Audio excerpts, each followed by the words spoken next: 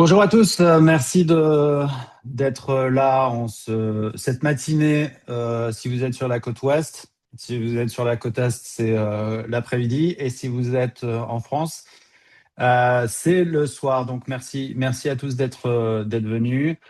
On a un programme assez chargé. Je vois que quelques noms me semblent familiers dans la liste. Donc, bienvenue. Si vous me connaissez déjà, mon nom est Guillaume de Calf. Je vais me présenter un peu plus avant dans le, dans le webinaire. Mais voilà, si normalement tout le monde m'entend, je pense. Donc, on est là pour parler des retours en France. Donc, je fais ce type de webinaire à peu près tous les 2-3 mois. Les retours en France, j'ai un webinaire par mois et c'est sur des sujets différents. On va en parler. Euh, Retour en France, en général, il y a des petites choses qui changent à chaque année. Il y a des petites choses qui changent. Donc là, 2026, ça va être un petit peu différent de 2025. Donc si vous avez participé à un de mes webinaires sur les retours en France l'année dernière, vous allez voir, ça va être un petit peu différent. Avant de commencer, je vais faire un petit disclaimer, comme on dirait en français ou en anglais. Donc on va aller assez dans le détail. Les informations que je vais vous donner, euh, il y a des choses qui sont très claires, hein, ça se passe comme ça pour tout le monde. Il n'y a pas de différence. Il y a d'autres choses où il y a une certaine interprétation. Donc, il y a peut-être des choses que je vais dire, vous allez dire oui, mais mon avocat a dit que. Peut-être. Donc, quelquefois, les avocats entre eux ne sont pas d'accord. Donc, tout ce que je vais dire là, c'est basé sur mon expérience. Hein, ça fait plusieurs années que moi et mon équipe faisons ça. Et donc, on a vu pas mal de cas différents. On n'a peut-être pas tout vu, mais en tout cas, on a une bonne idée de ce qui se passe. Hein, donc, c'est basé là-dessus. Ça ne remplace pas une conversation avec nous. Hein, donc, si vous avez une situation un peu plus complexe, si vous voulez quelque chose de plus personnalisé, n'hésitez pas à prendre rendez-vous. Hein. Vous allez sur le site et puis on peut discuter de votre situation euh, particulière. Ok. Mais déjà là, je vais vous donner les grandes idées de ce qu'il faut savoir quand on va retourner en France, que ce soit à chaque fois dans ces webinaires, j'ai des gens qui vont retourner dans 15 jours. J'ai des gens qui viennent de revenir en France. Donc pour eux, bah, il y a un certain nombre de choses, ça va être un peu trop tard. Et puis j'en ai d'autres qui vont partir peut-être un jour. Hein. Donc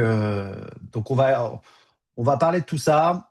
Je pense pas qu'on va parler de performance, mais je dois vous dire ça, les performances passées ne préjugent pas des performances futures, que les sources de mes informations sont réputées fiables. Hein, mais encore une fois, il y a des choses qui sont soumises à l'interprétation. Alors, de quoi on va parler aujourd'hui? Bon, je vais me présenter déjà, je vais présenter WeFinancial. On va parler transmission du patrimoine, très important. On va parler de la santé. Quand on retourne en France, est-ce qu'on va être couvert, pas couvert, combien il faut payer, comment ça se passe, etc. On va parler des actifs aux États-Unis, ce qu'il faut faire avec le 401k, les ARA, les brokerages à compte, l'immobilier, les 529, tout ça, on va en discuter. L'exit tax. Alors, j'entends tout et son contraire sur l'exit tax. On va voir que ça fait peur, pour de bonnes raisons. Mais déjà, ça ne concerne pas tout le monde, il y a des règles. Et puis, même si vous êtes soumis à l'exit tax, ça ne veut pas dire que vous allez payer quelque chose. Ça, on va en parler. On va parler rapidement des retraites, parce que j'ai un webinaire complet sur les retraites, 1 heure et demie sur la retraite franco-américaine. Hein, donc, on n'est pas là pour parler des retraites, mais on va en parler un petit peu. Mais si vous voulez plus d'infos sur les retraites, je vous invite soit à nous contacter, soit à assister à notre webinaire. Nationalité américaine. Alors ça, on me pose souvent la question, est-ce que je dois prendre la nationalité américaine, pas prendre la nationalité américaine? Alors, avant que j'oublie, mais je vais probablement le redire pendant le webinaire, si vous avez des collègues, des amis, des gens qui vous disent ah oui, mais non, faut pas prendre la nationalité américaine parce que tu vas être doublement taxé, etc. Non, il y a plein de choses qui sont fausses. Hein, donc, on va en discuter. Et en vrai, en général, c'est intéressant de prendre la nationalité américaine. Ça dépend des cas. Mais c'est intéressant de prendre la nationalité américaine avant de partir. Croyez-le ou pas. Tout ce qui est transfert d'argent. Alors là aussi, j'entends plein de choses, des légendes qui circulent, des confusions, etc. Donc, on va essayer de clarifier tout ça. Comment on transfère de l'argent d'un pays à l'autre? Qu'est-ce qui se passe? Est-ce que l'IRS va frapper à ma porte? Des choses comme ça. Non. Mais on va en discuter. Et puis, un certain nombre de choses à propos des démarches. de ce qu'il faut faire avant de partir, une fois que vous êtes en France, etc. Je vais vous donner quelques liens pour, euh, pour que vous sachiez où aller. Ne vous inquiétez pas, ce webinaire est enregistré. Euh, la présentation vous sera envoyée. Donc, à partir du moment où vous êtes inscrit, vous aurez le webinaire et vous pouvez le partager à qui vous voulez. Et puis, la présentation. Hein, donc, vous inquiétez pas, tout ça sera envoyé aux gens qui se sont inscrits. Alors, dans cette première partie, je vais me présenter rapidement et je vais présenter ce qu'on fait chez WeFinancial. On n'est pas là pour parler de moi, on est là pour parler des retours en France. Donc je vais aller relativement vite sur tout ça. Si vous avez des questions sur les retours en France, hein, utilisez le Q&A. Attendez, si possible, ne me posez pas des questions dès le début. Je ne vais pas m'arrêter pendant la présentation parce que vous allez voir que si vous posez des questions maintenant, peut-être que ça va être répondu dans le cours du webinaire. Donc, posez-moi une fois que j'ai terminé un thème, vous pouvez me poser des questions. Hein. Et donc, je vais essayer de parler d'un maximum de choses, mais encore une fois, il y a probablement des détails dont je ne vais pas parler. Par contre, je répondrai à toutes les questions. Donc, il n'y a pas de problème. Alors, donc, comme je le disais, mon nom est Guillaume Decalve. Je suis le CEO et le fondateur de WeFinancial et du WeFinancial Group. J'ai aussi une autre boîte qui s'appelle Blue Grasshopper, qui est liée à des investissements, hein, où vous faites le trading et on vous donne une stratégie sur les investissements. Donc ça, c'est une fintech que j'ai. WeFinancial Group, ça inclut plusieurs marques. Hein, donc il y a WeFinancial pour les Français, on a aussi WE Financial. Hein, pun, WeFinancial. WE Financial pour les Américains aussi, et puis on a d'autres marques différentes. Et on en ajoute chaque année parce qu'on trouve des gens qui sont... on fait une marque quand on pense qu'un groupe de personnes est mal conseillé par les conseillers financiers actuels. Je suis accompagné chez WeFinancial par Smara et Nicolas. Hein, donc Smara qui est qui est suisse et bientôt américaine, et Nicolas qui est français, qui faisait de la gestion du patrimoine en France pendant 8 ans. Donc, il travaille aussi avec moi. J'ai aussi l'INSEE et j'ai d'autres employés qui travaillent sur d'autres marques. En 2018, j'ai ouvert WeFinancial parce que je me suis rendu compte que les Français aux États-Unis n'étaient pas forcément super bien conseillés. Soit ils étaient conseillés par des Américains qui ne connaissaient pas bien le traité franco-américain, ou pas du tout même, soit il y avait des boîtes qui vendaient des produits financiers. Et pas toujours des produits financiers qui, à mon avis, étaient bons pour eux. J'ai décidé d'ouvrir cette boîte de conseil financier et d'être fiduciaire. Hein, donc, on est fee only et fiduciary, ça veut dire qu'on doit mettre votre meilleur intérêt avant de l'autre. Hein, on ne vend pas de produits financiers, on est payé uniquement par nos clients.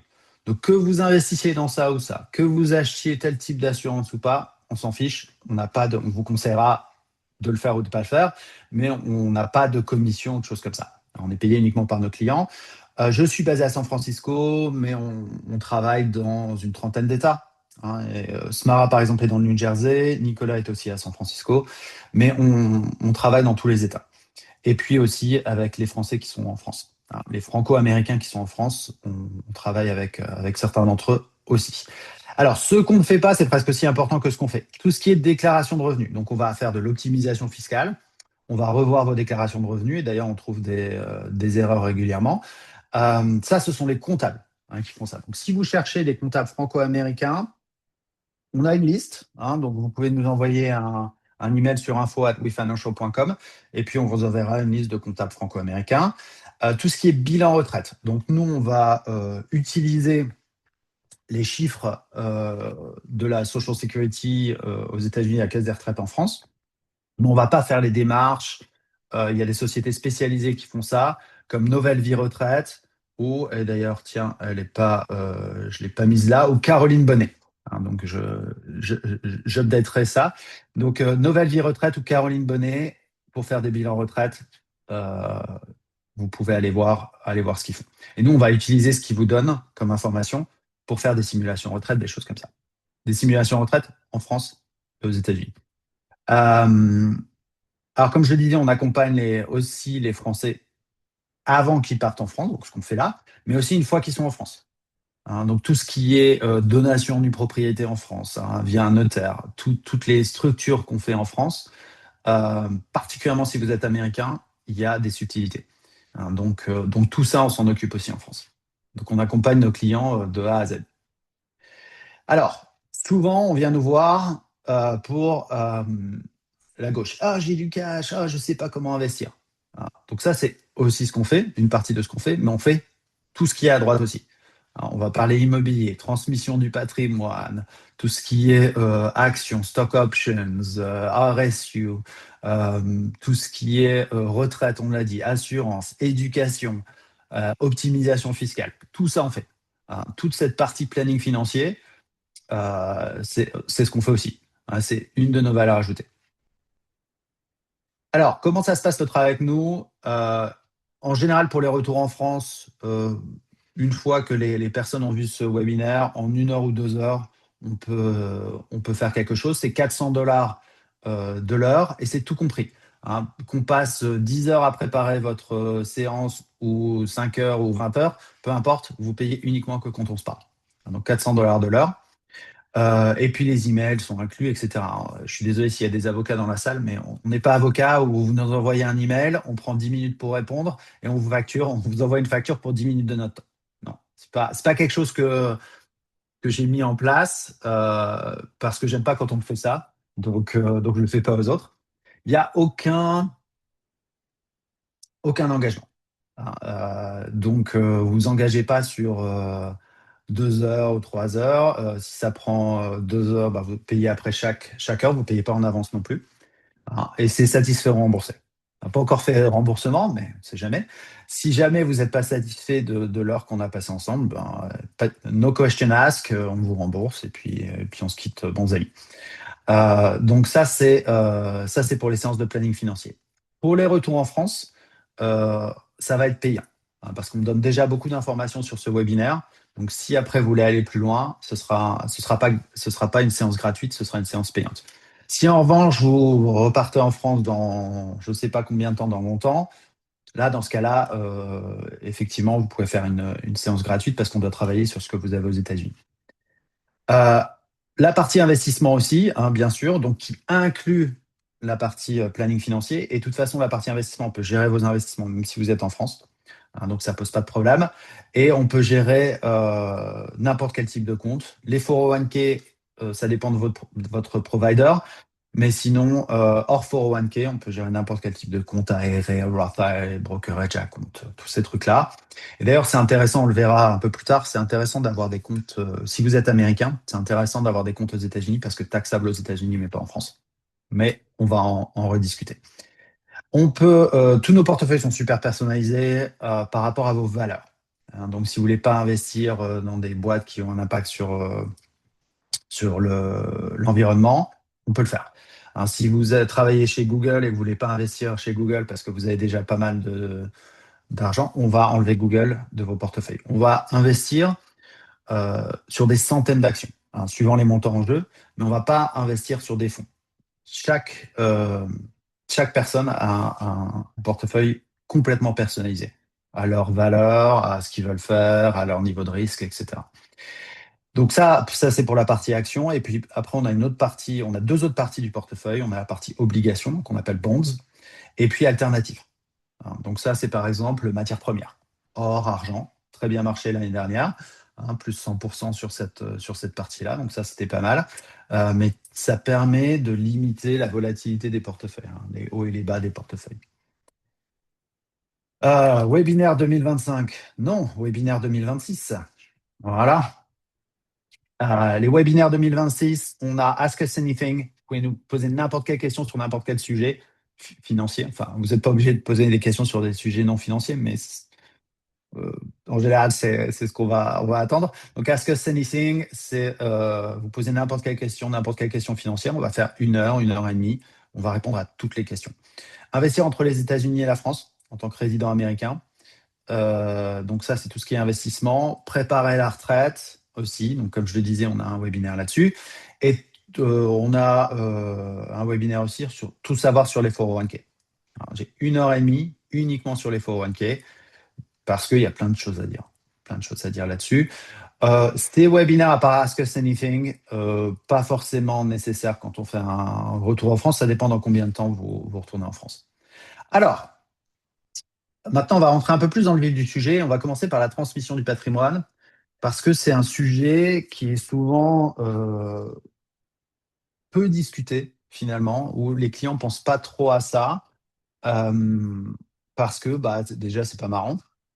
Et puis en plus, ça fait de la paperasse, etc.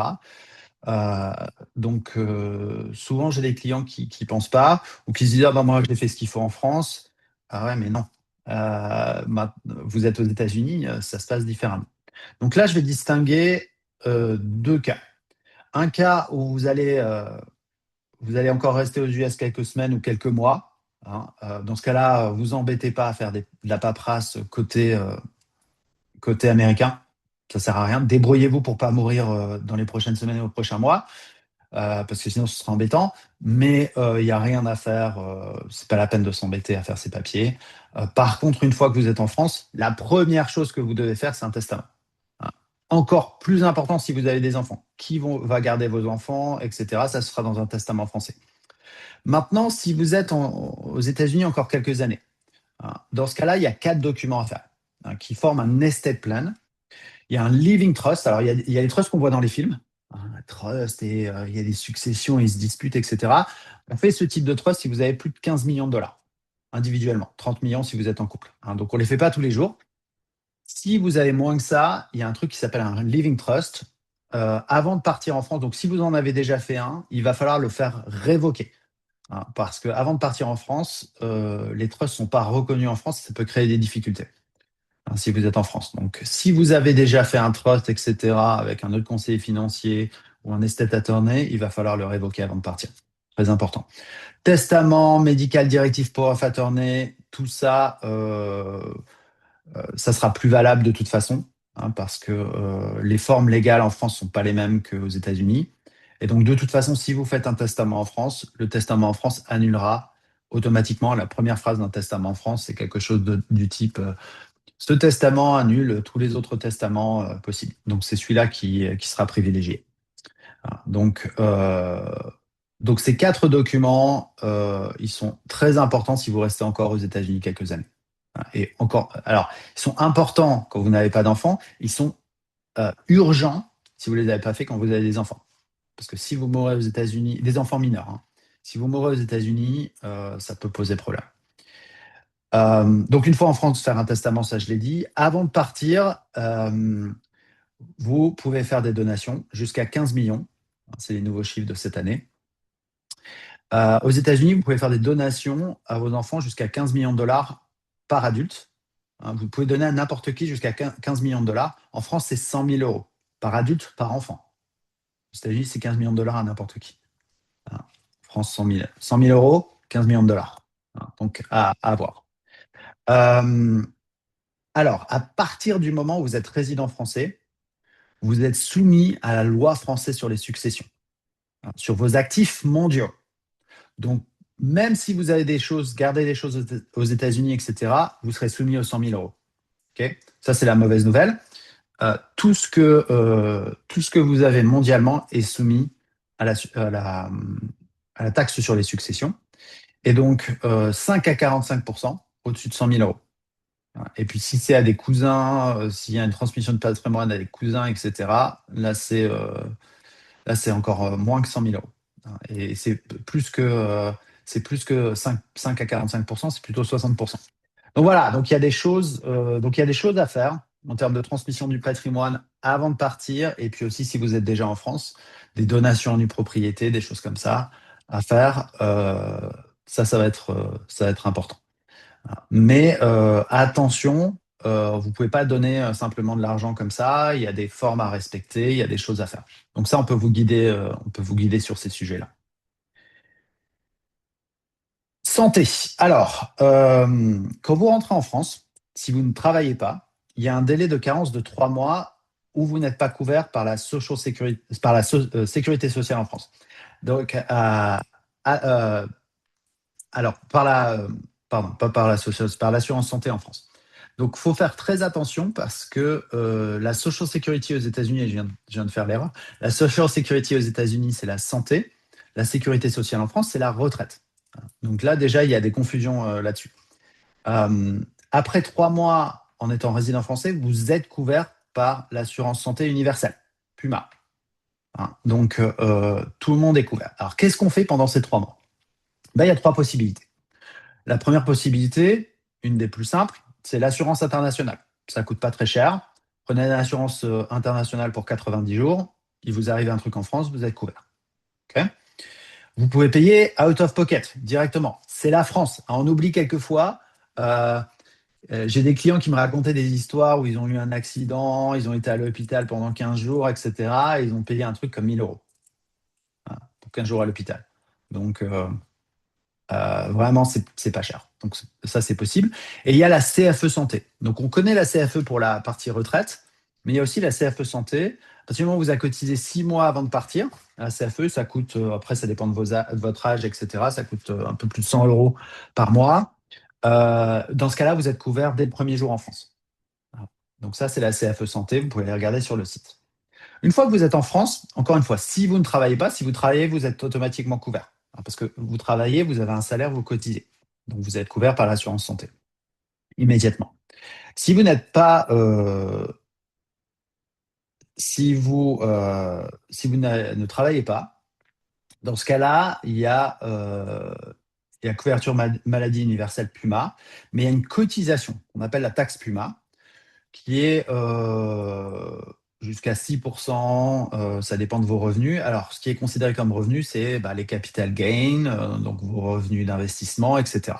Vous devez payer un impôt pour être couvert par la couverture maladie universelle. Hein. Et cet impôt, c'est 6%, mais ça descend à 0% au-dessus de 350 000 euros de mémoire. Hein. Donc attention, il y a cette taxe à payer tous les ans aussi. Encore une fois, si vous ne travaillez pas et que vous avez des revenus. Mon Dieu. Alors, maintenant, qu'est-ce qu'on va faire avec l'argent que vous avez aux États-Unis? Alors, il y a plusieurs choses. Il y a plusieurs types de comptes. Ça ne va pas se passer de la même manière. Et j'entends tout et son contraire. Oui, mais non, je vais être taxé sur ça. Oui, mais mon comptable m'a dit que je serais taxé sur ça, etc. Donc, je vais essayer de clarifier un certain nombre de choses. Euh, Si vous posez des questions sur les taxes, la fiscalité, etc., dites-moi votre statut aux États-Unis. Est-ce que vous êtes en double nationalité ou pas? C'est ça qui va être important parce que ça ne va pas se passer de la même manière si vous êtes en nationalité américaine, pas en nationalité américaine une fois que vous êtes en France. Hein, donc, précisez, oui, je suis en double nationalité ou je ne suis pas en double nationalité. Alors, euh, tout ce qui est 401k, 403b, 457a, 407a, j'en ai oublié un, 427, 457a, enfin, il y en a toutes sortes, tous ces 4 0 quelque chose, ça va se passer à peu près de la même manière. Vous pouvez retirer euh, l'argent avant 59 ans et demi, mais dans ce cas-là, vous en avez un impôt sur le revenu plus 10% de pénalité. Donc, ce n'est pas le but. Le but, c'est d'attendre après 59 ans et demi. Donc, j'ai des clients, quelquefois, ils partent en France, ils disent je vais vider mes comptes. Mais je vais vider mes 401k, je vais rapatrier l'argent en France, je vais m'acheter de l'immobilier en France. Ce n'est pas ce qu'on conseille. Hein. Parce que, pour le coup, le 401k, peu importe votre nationalité, il sera taxé. Une fois que vous retirez l'argent, après 59 ans et demi, il sera taxé aux États-Unis, mais pas en France. Peu importe votre nationalité. Donc, il n'y a rien qui bat ça. Et en plus, en termes d'investissement à l'intérieur, c'est beaucoup moins cher, beaucoup plus intéressant qu'une assurance vie ou quelque chose comme ça en France. Donc un 401k, mon conseil en général, ça va être de le garder aux États-Unis. Euh, donc quand vous retirez l'argent, comme je disais, si c'est en pré-taxe, vous serez taxé aux États-Unis, mais pas en France. Donc il n'y a rien qui bat ça. Si c'est un Roth 401k, dans ce cas-là, c'est même pas taxable du tout. Pas du tout taxable. Ok. Donc ça, c'est intéressant. Ça va rentrer. Alors, pourquoi faire simple quand on peut faire compliqué? Euh, en revanche, ça va rentrer dans le calcul de votre tranche d'impôt française. Qu'est-ce que ça veut dire? Bah, ça veut dire que si vous retirez 100 000 dollars de votre 401k un jour, eh ben déclaration ne veut pas dire taxation, hein. Vous allez devoir le déclarer en France et ça va faire augmenter votre tranche d'impôt. Hein, ils vont s'en servir pour calculer votre tranche d'impôt. Mais si vous avez 10 000 dollars, 10 000 euros de revenus en France, euh, bah, ces 10 000 euros, ils seront taxés à cette tranche d'impôt. Mais vous ne serez pas taxé sur 100 000 dollars plus 10 000 euros. Vous serez taxé sur 10 000 euros. Vous serez juste plus taxé sur les 10 000 euros. OK? On va pas faire, ils fermeront pas vos comptes normalement. Euh, Après, il y a des subtilités. Hein, par exemple, si le provider de votre 401k change, c'est possible qu'il dise ah bah, vous êtes en France maintenant, bah, il va falloir ouvrir un compte aux États-Unis pour transférer votre 401k. Le problème, c'est que quand vous êtes en France, c'est quasi impossible d'ouvrir un compte aux États-Unis. Donc là, vous vous retrouvez coincé. Donc, ça arrive à certains de nos clients, enfin, pas de nos clients, mais de prospects, de gens qui nous appellent, qui disent bah, je suis en France. Le provider de mon 401k était chez Empower, il passe chez Fidelity. Mais je ne peux pas le transférer parce que je ne travaille plus pour la boîte. Et donc, il me demande d'ouvrir un rollover IRA et je ne peux pas l'ouvrir parce que je suis en France. Ah ouais, ça c'est le problème. Ah. Juste rapidement, je vais rappeler que vous pouvez poser vos questions dans le Q&A. Attendez que je finisse un thème avant de poser vos questions. Et puis, je répondrai à toutes les questions à la fin. Hein, je ne vais pas m'interrompre en cours de route pour les questions. Alors, donc ça, c'était pour les 401k. Attention, un 401k, c'est particulier. Après, il y a d'autres comptes, ARA, Rollover ARA, HEC, 529, Brokerage Account, etc. Hein, donc ça, c'est séparé. Hein, souvent, il y a des confusions. J'ai des gens qui retiennent, ah oui, mais tu as dit que ça se passait comme ça. Oui, mais non. Sur certains comptes, ça se passe comme ça. Sur d'autres comptes, ça se passe autrement. Ok, donc là, on ne parle plus des 401k. On parle d'autres comptes. Hein, donc tout ce qui est ARA, brokerage account, etc., il y a un risque qui ferme vos comptes si vous indiquez que vous êtes en France. Hein. Dans la plupart des cas, ce sera le problème. Schwab et Interactive Broker ne fermeront probablement pas vos comptes, ça dépend, mais en général, ils ne fermeront pas vos comptes, mais vous ne pourrez plus acheter et vendre des fonds. Alors, les ETF, on l'a appris la semaine dernière, maintenant c'est possible. Avant, ça ne l'était pas, maintenant c'est possible. Donc, les fonds, tout ce qui est mutual funds, etc., vous ne pouvez plus en acheter. Par contre, vous pouvez toujours les vendre. Hein. Donc, ça, c'est à cause d'une loi qui s'appelle MiFID II en Europe. Okay. Par contre, tout ce qui est ETF, etc., a priori, c'est toujours possible. Toujours possible. S'ils ne vous ferment pas vos comptes. Hein. Euh, Vendre et acheter des actions individuelles, aucun problème. Aucun problème. Alors, maintenant, en termes fiscal, c'est là où ça va être un petit peu compliqué. Donc, tout ce qui est ARA, Individual Retirement Account, Roth IRA, IRA, soumis au tax treaty, c'est des comptes retraite, donc taxables aux États-Unis, mais pas en France. Okay, ça, c'est la bonne nouvelle. En revanche, HSC, Health Savings Account, 529, Brokerage Account, ce ne sont pas des comptes retraite. Ce sont des comptes taxables. Et c'est là que ça devient compliqué, entre guillemets. Si vous êtes de nationalité américaine, pas de problème. Taxable aux États-Unis, mais pas en France. Donc taxable potentiellement aux États-Unis à 15% pour les brokerage accounts. Si c'était taxable en France, ce serait 30%. On voit déjà qu'avoir la nationalité américaine, ça peut changer les choses. C'est du simple au double. Le 529 et les HSI sont non taxables aux États-Unis.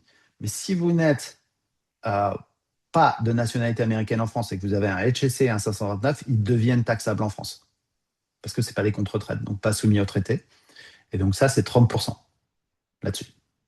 Donc attention au type de compte que vous avez. Réfléchissez à ce que vous voulez faire de ces comptes avant de partir. Hein, donc c'est ce que je disais, nationalité américaine, brokerage account taxable aux États-Unis, mais pas en France. Pas de nationalité américaine, brokerage account taxable en France. Mais attention, pas de double imposition. Vous ne serez pas taxé aux États-Unis et en France. Ce que vous payez dans un pays, vous le déduisez de l'autre. Juste pour être clair. Tout ce qui est revenu immobilier n'est pas imposable en France et imposable aux États-Unis. Okay. Alors, maintenant, si vous avez la nationalité américaine, juste pour être sûr que vos comptes ne soient pas fermés, on va faire deux choses. On va ouvrir si vous avez des 401k aux États-Unis, on va ouvrir un rollover IRA juste au cas où votre 401k ferme ou est transféré et vous devez avoir un compte aux États-Unis où vous pouvez transférer l'argent. Si vous ne l'ouvrez pas avant de partir, vous allez avoir des problèmes parce que vous n'arriverez pas à l'ouvrir une fois en France. Donc, on va l'ouvrir en prévention, on va peut-être le laisser vide, mais on va l'ouvrir avant de partir. Ça, c'est la première chose. Deuxième chose, on va garder une adresse physique. Encore une fois, si vous êtes de nationalité américaine, on va garder une adresse physique aux US. Mais Guillaume, j'ai pas d'amis aux US, peu importe. Ça peut être votre ancienne adresse. Hein, c'est une adresse physique. C'est pas l'adresse où vous allez recevoir le courrier. C'est une adresse physique. Okay, donc, on va prendre une adresse physique, ami, votre ancienne adresse, etc. On va pas la changer. Par contre, on va prendre une virtual mailbox pour votre adresse courrier. Hein, dans les providers, il y a deux types d'adresses. Il y a physical address, mailing address. Cette mailing address, ça va être une virtual mailbox où vous allez pouvoir recevoir du courrier, va pouvoir être envoyé en France. Hein. Attention, il faut garder aussi un numéro de téléphone américain. Sinon, vous n'arriverez plus à accéder à vos comptes. Donc, quelquefois, j'ai des clients qui gardent leur adresse physique, qui prennent une adresse courrier, virtual mailbox, mais qui enlèvent leur numéro de téléphone et ils n'ont plus de téléphone américain, ben, ils ne peuvent plus accéder à leur compte à cause de multifactor authentication. Donc, il ne faut pas oublier ça. Alors, je sais que c'est un peu bizarre, hein, garder une adresse physique, etc. Attention, parce que j'ai systématiquement des questions là-dessus. Quand je dis garder une adresse physique, c'est garder une adresse physique pour le provider, pour le Fidelity, pour le Choix, pour le Vanguard. Pas pour l'IRS, pas pour l'État où vous êtes. Hein. Et juste parce que vous avez une adresse physique, ça ne veut pas dire que vous allez payer des impôts dans l'État. Donc on me demande souvent, oui, mais est-ce que je devrais prendre une adresse physique au Texas ou en Floride? Non, on s'en fiche. Ça peut être en Californie. L'adresse physique, c'est uniquement pour les institutions financières. C'est pour rien d'autre. Hein, surtout pas. Parce que pour tout ce qui est IRS, etc., bah, faut qu'ils sachent que vous êtes plus résident américain. Donc ça, j'insiste, parce que systématiquement, j'ai des gens qui oublient ça. Hein. L'adresse américaine, c'est institution financière seulement. Institution financière seulement. On me dit, mais Guillaume, est-ce que c'est illégal? C'est marrant parce qu'on ne me pose pas la question quand c'est côté français. Hein, par exemple, moi, pour certains trucs administratifs en France, j'ai l'adresse de mes parents. Parce que je me pose la question si c'est illégal ou pas. Non. Je suis français, j'ai la nationalité française, j'ai le droit d'avoir une adresse en France. Vous avez la nationalité américaine, vous avez le droit d'avoir une adresse aux États-Unis. Vous avez une relation avec les États-Unis. Hein, donc, c'est pas illégal. Hein, c'est pas illégal. Par contre, si vous n'avez pas la nationalité américaine, là, c'est différent. Hein, là, ça peut poser un peu plus de problèmes. Donc, attention à ça. De toute façon, si vous n'avez pas la nationalité américaine, vous aurez un problème pour avoir une adresse américaine dans vos comptes. Au moment de la déclaration des impôts, au lieu d'avoir un 1099, quand vous n'êtes pas de nationalité américaine, vous avez un W8 BEN. Et donc c'est pas le même formulaire. Donc, par exemple, un Schwab ou un Vanguard, etc., vous donnera pas le même formulaire. Donc, si vous n'êtes pas de nationalité américaine, c'est un peu plus compliqué.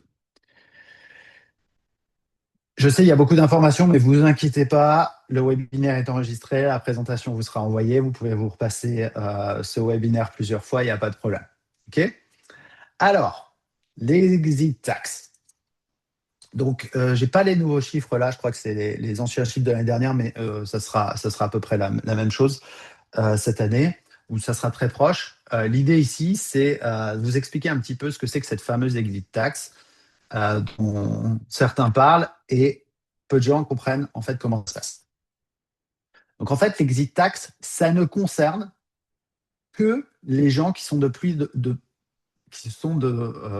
en green card depuis plus de 8 ans. Okay. Tous les autres, ça ne vous concerne pas. Si vous êtes en green card depuis moins de 8 ans, si vous êtes en visa, si vous êtes de nationalité américaine, vous pouvez aller vous chercher un café. Hein, ça va prendre 5 minutes et puis vous revenez une fois que j'ai terminé. Parce que l'exit tax, c'est uniquement quand vous êtes en green card depuis plus de 8 ans. Alors attention, parce que là aussi, il y a des erreurs. En green card depuis plus de 8 ans, ça veut dire quoi? Vous avez eu votre green card, par exemple, en 2020, le 31 décembre 2020. Bah, ça compte pour un an. C'est 2020, 2021, 2022, 2023, 2024, 2025, 2026. Donc pour tous les gens qui ont leur green card en 2020, c'est la dernière année où ils peuvent partir des États-Unis, rendre leur green card et il n'y a aucune taxe, il n'y a rien qui se passe. Au 1er janvier 2027, ils sont covered expatriates, c'est comme ça que ça s'appelle, et ils peuvent être soumis à une exit tax. OK? Donc, en 2026, dernière année, si vous avez votre green card en 2020, si vous avez votre green card avant 2020, bah c'est trop tard, vous partez des États-Unis, vous perdez votre green card, ou vous la rendez, on va vous calculer une exit tax. Alors maintenant, vous êtes soumis à une exit tax. Est-ce que vous allez payer quelque chose? Pas forcément. Mais il y a plusieurs conséquences. Un, vous, en tant que covered expatriate, en termes de transmission du patrimoine, etc., plus tard, il y a des conséquences. Je ne vais pas en parler parce qu'après, ça devient un peu trop complexe. Là, je vais parler de l'exit tax. Donc, vous êtes depuis plus de 8 ans en green card. Pour être soumis à l'exit tax, il faut aussi répondre à 3 autres critères. Donc, c'est un et. Hein, ici, c'est un et vous êtes depuis plus de 8 ans en green card, et vous avez plus de 2 millions de dollars d'actifs mondiaux par personne. Alors, première chose, j'ai des clients qui me disent 2 millions de dollars, je ne suis pas 2 millions de dollars.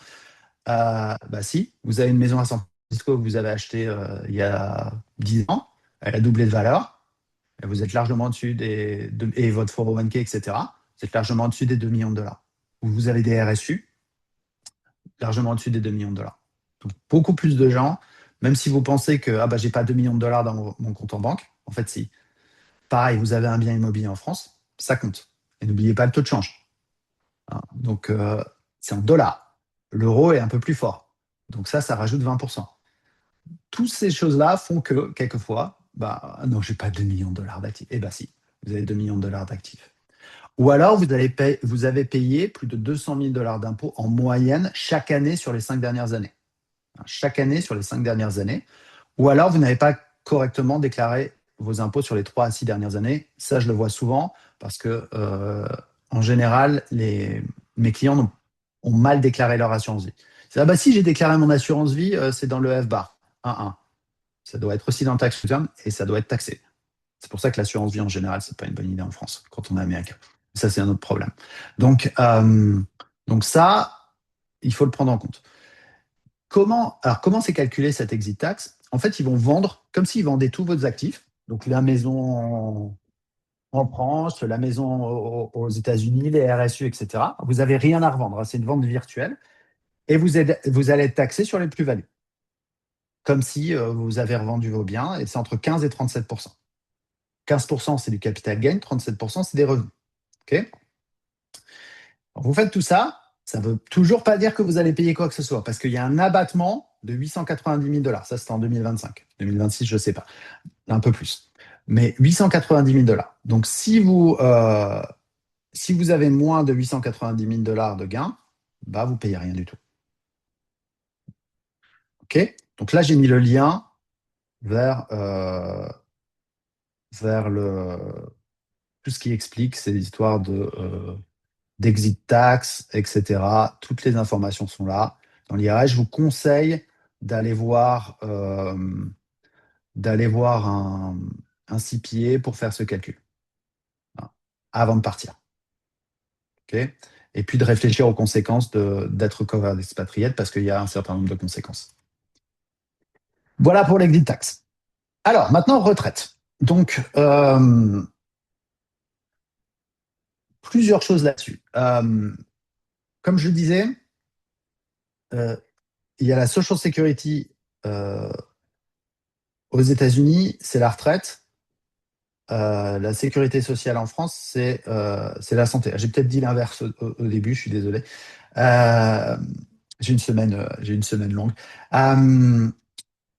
Donc la retraite, là, il y a 2 types de retraite, que ce soit aux États-Unis ou en France. Il y a la retraite par répartition.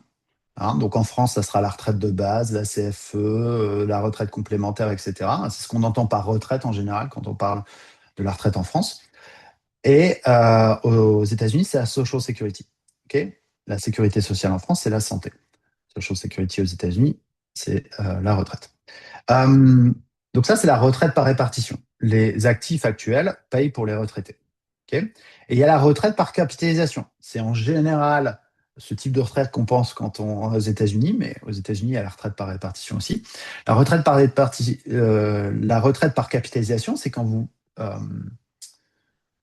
quand vous mettez de l'argent pour vous-même, pour votre propre retraite. Vous ne cotisez pas pour les autres retraités. Donc ça, par exemple, en France, ça sera l'assurance vie, le PEA, c'est des choses qu'on utilise, ou le PER, plan d'épargne retraite. Ça, c'est des choses qu'on utilise en France. Si aux États-Unis, c'est les 401k, les ARS, ce genre de choses. Donc ça, c'est la retraite par capitalisation. Quand on a une carrière comme ça entre deux pays, alors, bonne nouvelle, vos trimestres aux États-Unis, peu importe. Alors là, pareil, j'entends plein de trucs. Oui, mais j'ai pas 10 ans, j'ai pas travaillé 10 ans, donc j'ai pas droit à la retraite. Non, il y a le tax treaty qui vient mettre des exceptions dans toutes ces règles dont vous avez entendu parler. Donc le nombre de trimestres que vous avez aux États-Unis va compter pour le nombre de trimestres dont vous avez besoin en France. En France, quand vous êtes né après 1973, vous avez besoin de 172 trimestres, 43 ans. Okay. Aux US, vous avez besoin de 35 ans pour avoir une retraite pleine. Okay. Et donc, il va falloir distinguer deux choses. Le temps que vous devez passer pour qu'on vous calcule une retraite pleine, donc ça c'est le nombre de trimestres, le nombre d'années, et le montant que vous allez recevoir. C'est deux choses différentes. Alors quand vous êtes dans le même pays, hein, vous avez passé toute votre carrière en France, bah, ces deux choses-là, c'est identique. Quand vous avez des carrières internationales, c'est pas la même chose. Donc le nombre de trimestres, 172 trimestres en France, vous avez passé 10 trimestres aux États-Unis, bah, il vous faut 162 trimestres en France, plus les 10 trimestres aux États-Unis, ça vous fait 172 trimestres. Vous avez le droit à une retraite pleine. Maintenant, comment ça va être calculé? Là, c'est différent.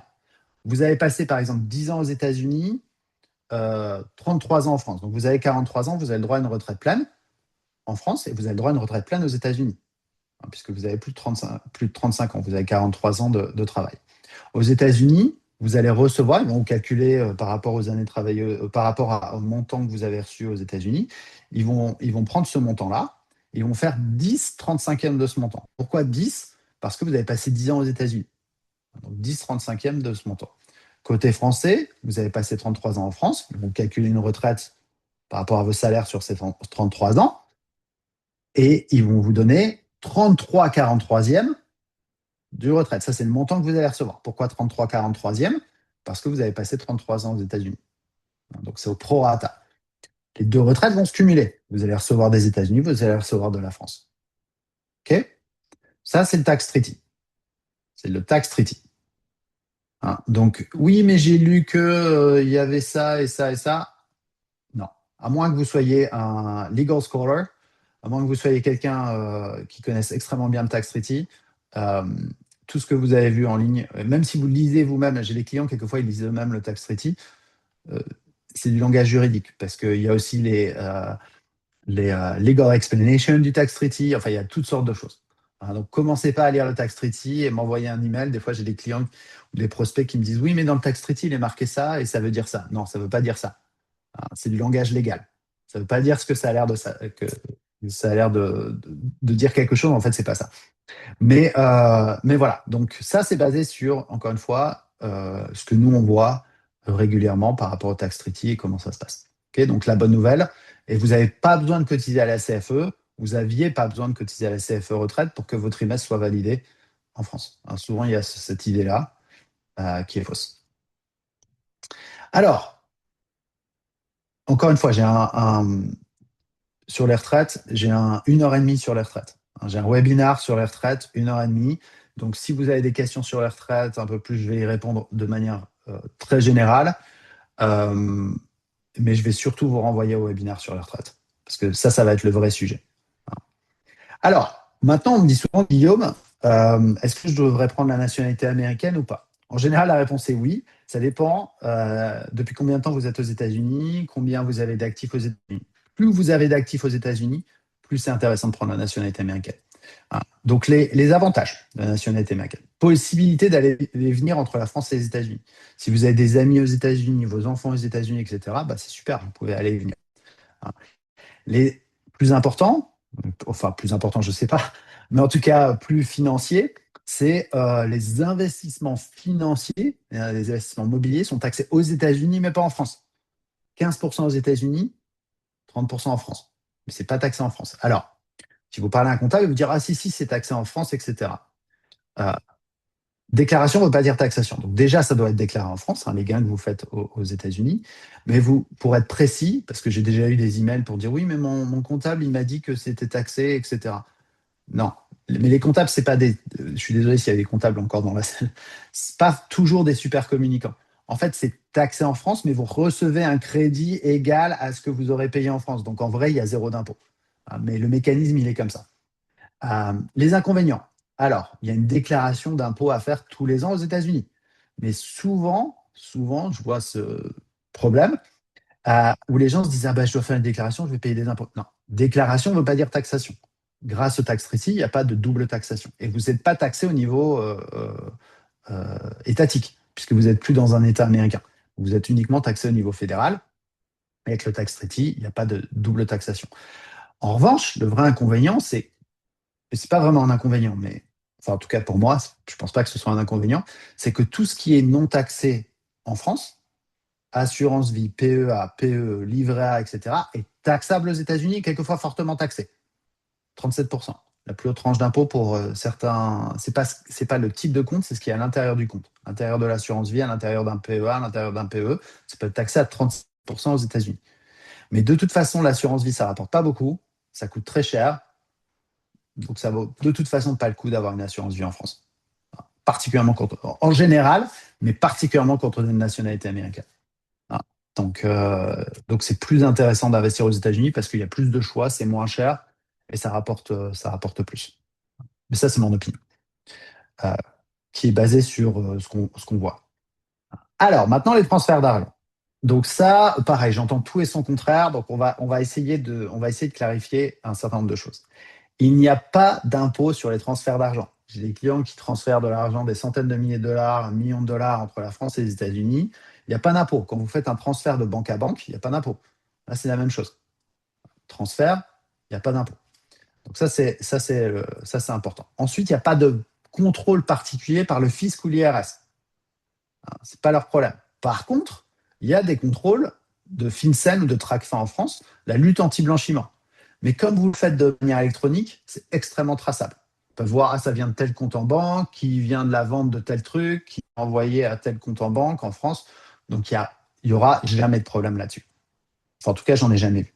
Il n'y a pas de limite de transfert. Les 10 000 dollars dont on entend parler, c'est si vous avez une valise de billets, que vous allez dans l'avion avec votre valise de billets ou de joyaux, de diamants, etc. Là, ça pose problème. Tout ce qui est électronique, il n'y a pas de limite. Il n'y a pas de limite légale. Il peut y avoir une limite sur la plateforme que vous utilisez, mais il n'y a pas de limite légale. Ne jamais, jamais transférer de banque à banque. C'est le plus cher. Parce qu'eux, ils servent et largement plus cher. C'est vraiment important. Donc, OFX, Wise.com, beaucoup plus intéressant. En général, mes clients passent par Wise. Beaucoup plus simple, c'est ce que j'ai moi. J'ai pas de compte en banque en France, mais quand les grands-parents, j'ai 2 enfants, 2 filles, quand leurs grands-parents leur envoient de l'argent pour leur anniversaire, au Noël, etc., eh ben, ils l'envoient via Wise. Et moi, pareil pour mes neveux et nièces, j'envoie par Wise, c'est comme si vous aviez un compte en France. C'est en Belgique, hein, mais c'est toujours l'Union européenne. Alors après, on me dit, ah, mais Guillaume, le taux de change, il n'est pas bon. Alors, le taux de change, il n'est jamais bon. Ah, c'est jamais ce qu'on veut. C'est jamais ah oui, mais ça peut aller mieux, mais ça peut aller moins bien. On s'en fout du taux de change. Hein, je le dis honnêtement. Hein, de toute façon, en général, vous allez voir que, pas en général d'ailleurs, tout le temps, je suis un peu no BS. Hein, je vais vous dire les choses comme elles sont. Que peut-être que ça va être un peu abrupt, mais, mais je suis honnête avec mes clients et je leur dis quand ils ont une décision financière, je n'essaie pas d'emballer les choses, je le dis clairement. On s'en fiche du taux de change. Vous n'avez aucun contrôle sur le taux de change. On s'en fout complètement. J'ai des clients, ils me laissent leur argent en France, et ça fait 4, 5 ans qu'ils ont laissé leur argent en France parce que le taux de change, ils voulaient qu'il soit différent, etc. Résultat, en 5 ans, leur argent, il n'a rien fait. Il aurait fait 50% aux États-Unis. Et, et le taux de change, ça aurait eu aucune conséquence.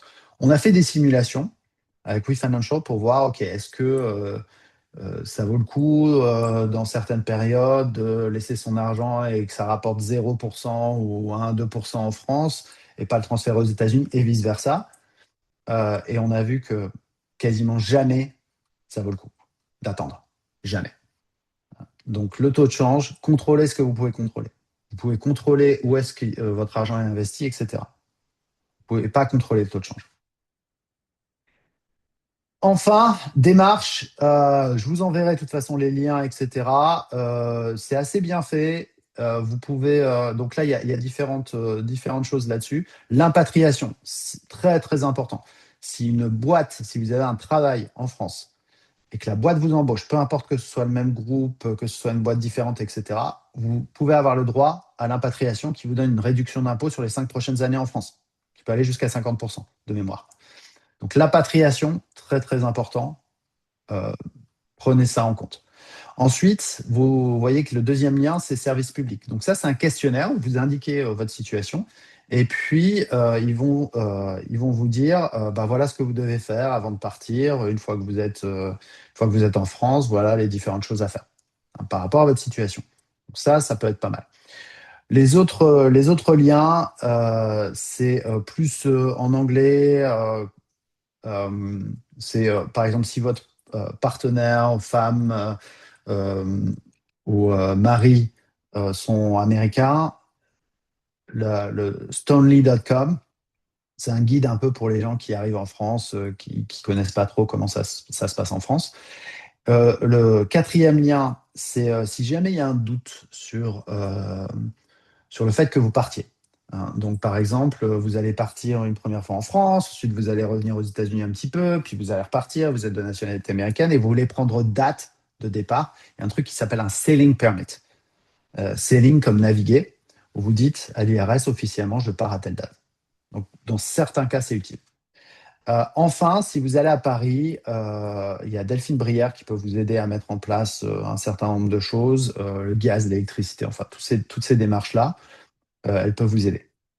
Donc ça, c'est si vous allez à Paris. Donc ça peut être utile. Voilà. Je sais qu'il y avait pas mal de choses, pas mal de détails. Encore une fois, vous allez recevoir l'enregistrement. Désolé si je parle assez vite, mais je veux être sûr qu'on ait du temps pour les questions. Donc là, je vais répondre à vos questions. Si ça prend une heure, ça prendra une heure. Hein. De toute façon, c'est enregistré encore une fois. Vous pouvez poser votre question, partir, parce que vous devez partir parce que vous allez en réunion ou quoi que ce soit. Vous pouvez regarder l'enregistrement avec la réponse à vos questions un peu plus tard. Donc, je laisse exprès du temps à la fin pour répondre à un maximum de questions. Maximum de questions. Donc voilà, je vais arrêter de partager et puis on va regarder toutes ces questions. Encore une fois, n'oubliez pas de me dire si vous êtes en double nationalité ou pas, ou quel est votre statut aux États-Unis, parce que ça peut être important. Si je ne sais pas répondre à une question, je vous dirai, j'en ai aucune idée ou je m'en souviens plus. Donc, vous inquiétez pas. Je vous dirai, j'essaierai de ne pas vous dire de bêtises. Alors, can you talk about the real estate wealth tax, IFI, impôt sur la fortune immobilière, due to the French government when you become a tax resident in France? Alors voilà, donc l'IFI, on en parle beaucoup, l'impôt sur la fortune immobilière. Comment ça se passe? Si la valeur de votre immobilier, si vous êtes résident français et que la valeur de votre immobilier en France est de plus de 800 000 euros, hein, enfin, on va dire de plus de 1,3 million, hein, vous allez déclencher ce qu'on appelle l'impôt sur la fortune immobilière. L'impôt sur la fortune immobilière, il va être calculé sur la valeur nette de vos biens. Hein, donc, l'ensemble de vos biens mondiaux, moins les prêts que vous avez, les biens immobiliers, etc. Si ça fait plus d'1,3 million, il y a l'impôt sur la fortune immobilière et c'est calculé par rapport à 800 000 euros. Hein, donc, si vous avez 1,3 million, bah, vous êtes déjà taxé un certain pourcentage sur 500 000 euros. 1,3 million moins 800 000. Okay, tout le monde a peur de ce truc-là. C'est 1 à 2%. S'en fout.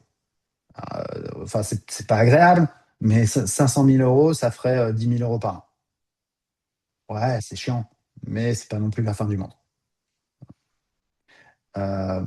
Pourquoi est-ce que ça crée des complications si on a toujours un living trust quand on rentre en France? Aussi, serait-il possible de créer un irrevocable trust pour essayer d'éviter les impôts sur le patrimoine en France? Olivia, les trusts ne sont pas reconnus en France et pire que ça, ils sont mal vus. Donc en fait, quand vous avez un trust, c'est considéré comme... le trust, il n'est pas considéré. Donc, que ce soit un irrevocable trust ou un living trust, peu importe. Si vous avez des bénéficiaires français de ce trust, en fait, le trust, il doit être rattaché à une personne. Donc, soit il est rattaché à vous, en France, donc ça reste dans votre patrimoine, que ce soit un irrevocable trust ou pas, peu importe. Vous mettez, par exemple, un bien immobilier dans un irrevocable trust, aux États-Unis, c'est séparé de votre patrimoine. En France, non, ils vont le lier à vous. Donc, ça ne va rien changer. Euh, Pire que ça, si vous avez des bénéficiaires et qui sont français, ils vont lier le patrimoine aux bénéficiaires. Et donc, du coup, les bénéficiaires, ils se retrouvent à payer des taxes et des choses comme ça, à être responsables du patrimoine. Donc, attention, Living Trust ou Irrevocable Trust, peu importe. Vous allez être coincé. Donc, c'est pour ça qu'il faut le révoquer. Même chose quand on fait des trusts aux États-Unis et que les bénéficiaires sont français. Les bénéficiaires en France, ils doivent faire tout un tas de démarches pour dire ils sont les bénéficiaires d'un living trust. Okay, il n'y a pas de conséquences fiscales, mais c'est quand même pas mal de démarches. Donc, voilà. Si mes enfants adultes vivent aux US et que j'ai un living trust, je peux le garder si je rentre en France? Non. Encore une fois, le trust, il est lié à vous, lié à la personne qui meurt. Donc non, il faut le révoquer. Et ce qui est important à savoir, c'est que c'est l'endroit de résidence de la personne qui meurt qui est important, pas l'endroit de résidence des personnes qui reçoivent l'argent. Donc, à partir du moment où vous rentrez en France, votre patrimoine mondial est soumis à la loi sur les successions françaises, qu'il y ait un trust ou pas. Les PER, PERO, PERCO sont-ils reconnus comme pensions au sens de l'article 18 du traité, donc non soumis aux règles de déclaration PFIC? Oui.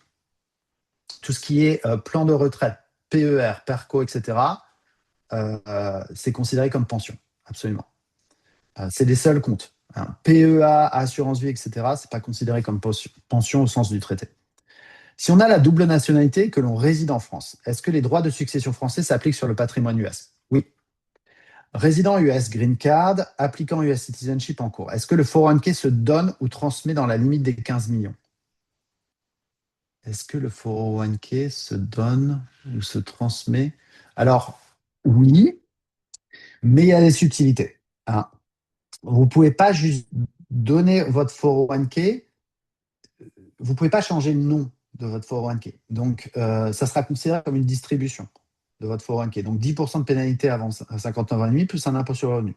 Après 59 ans et demi, impôt sur le revenu. Encore une fois, vous faites une distribution à quelqu'un d'autre. Donc, le problème, ce n'est pas la donation. Le problème, c'est que c'est une distribution. Donc, c'est comme si vous retiriez l'argent en cash et que vous le donniez. Donc, quand vous retirez l'argent en cash d'un 401k, il est taxable. Il n'y a pas de... il y a certains moyens de... voilà, pas pour les 401k, ça serait pour d'autres types de comptes. Il y a la possibilité de donner des actions, par exemple, mais ça sera un brokerage account. Si c'est un ARA normal, pas Roth, est-ce taxé en France? Non. C'est simple. Vous parlez de double nationalité, mais pas de statut de résident. Il est possible de garder la carte verte pendant 2 ans ou plus en habitant en France. Par exemple, dans ce cas, les informations sont les mêmes que pour les gens qui ont la double nationalité. Non. C'est pour ça que j'ai bien dit double nationalité et pas green card. Donc, vous pouvez, effectivement, quand vous partez des États-Unis, vous pouvez faire un re-entry permit qui est renouvelable 2 fois, donc qui est valable 2 ans, renouvelable 2 fois. Ce re-entry permit vous permet de ne pas perdre la green card quand vous partez des États-Unis. Par contre, tout ce que j'ai dit pour l'exit tax, etc., c'est valable. Le temps, les 8 ans, comptent dans ces 2 ans de re-entry permit. Quand vous faites ça, vous avez le pire des demandes. Vous ne bénéficiez pas parce que le tax treaty ne dit pas green card, il dit double nationalité. Et ça, le tax treaty, il était clair là-dessus parce qu'il y a des questions. Ça ne concerne pas les gens en green card. Donc, qu'est-ce qui se passe si vous êtes en green card en France et que vous avez des investissements aux États-Unis? Vous payez les 15% aux États-Unis sur vos gains. Vous êtes taxable en France à 30%. Ouais. Et alors, tout ce qui est HSC, etc., non taxable aux États-Unis, taxable en France. Donc non, tout ce que j'ai dit sur la double nationalité, ça ne concerne pas les green cards, malheureusement. Peut-on garder les comptes bancaires normaux, checking, savings, si on rentre en France? Vous pouvez, en général, ça passe. En général, ça passe. J'ai des clients qui mettent une adresse virtuelle. Mais en général, ça pose pas de problème. Si l'époux et l'épouse est de nationalité américaine, est-ce que les joint accounts sont taxés par les US ou la France? Oui, les deux. Donc, ce qu'on fait avec les clients, c'est que on va mettre tout au nom de la personne qui est américaine. Comme ça, c'est uniquement taxé aux États-Unis et pas en France. Parce que vous êtes, si la personne de nationalité américaine est en France, elle ne sera pas taxée. Par contre, vous serez taxé sur les gains. Donc, en général, on va conseiller de prendre la nationalité américaine. Dans ces cas-là, beaucoup plus simple. Slide 17. US NFR Citizen. Quel revenu immobilier est non imposable en France? Le revenu immo en France n'est-il pas imposable en France dans tous les cas? Je ne comprends pas la question. Non, si vous avez un revenu immobilier aux États-Unis, euh, c'est pas taxable. Si vous avez un revenu immobilier en France, là, c'est taxable. Donc, si vous avez un revenu immobilier en France et que vous habitez aux États-Unis, c'est taxable par la France. Si vous avez un revenu immobilier aux États-Unis et que vous habitez en France, c'est taxable par les États-Unis, mais pas par la France. Voilà. Je ne sais pas si j'ai répondu à la question. Si ce n'est pas le cas, vous pouvez reposer la question. J'ai la double nationalité France-US. Si je quitte définitivement les US et redeviens résident fiscal en France, ma US Social Security et pension US seront uniquement taxées aux US et pas en France, puisque les contributions ont été faites aux US. Question. Qu'en est-il pour les annuities américaines, donc achetées aux USA pendant mon statut de résidente fiscale, deviendront-elles taxables en France dès que je deviendrai résidente fiscale en France? Ça dépend du type d'annuity. Peut-être, peut-être pas. Ça dépend du type d'annuity. Demandez à la personne qui vous l'a vendu. C'est d'ailleurs ce que vous auriez dû demander au moment où vous avez acheté ce type de produit. Type de produit que je ne conseille pas, d'ailleurs, en général. 99% des cas, je ne conseille pas. Donc, tout ce qui est annuité, etc., je ne conseille pas. Encore une fois, ça dépend du type d'annuité. Je n'ai pas suffisamment d'informations pour vous dire ça. Normalement, non. En général, non. Mais peut-être oui. Voilà. Mais en général, non. American who wants to retire in France. I have a pension from my company. If I take my pension and do a rollover IRA, will RMD require minimum distribution apply when I retire in France? Oui. Yes. Will apply. Peu importe où est-ce que vous êtes résident, vous avez toujours la RMD, Required Minimum Distribution. Voilà. Quel est le nombre de trimestres en France si né avant 1973? Ça change tout le temps. Regardez sur Internet. Je ne le connais pas par cœur.